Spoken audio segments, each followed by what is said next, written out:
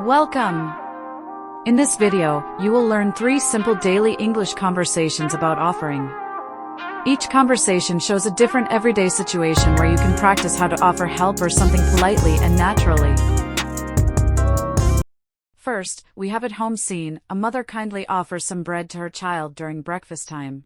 Good morning, Andy.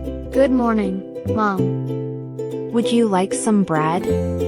Yes, I would. Here you are. Thanks, Mom. Have a nice day.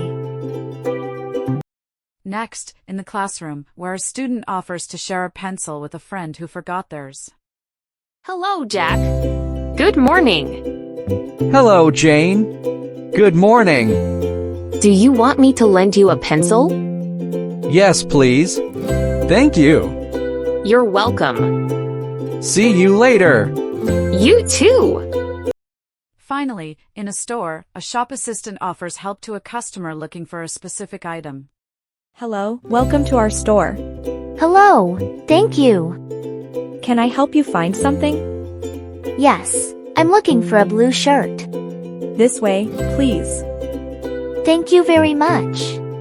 You're welcome. Have a great day. Thanks for watching.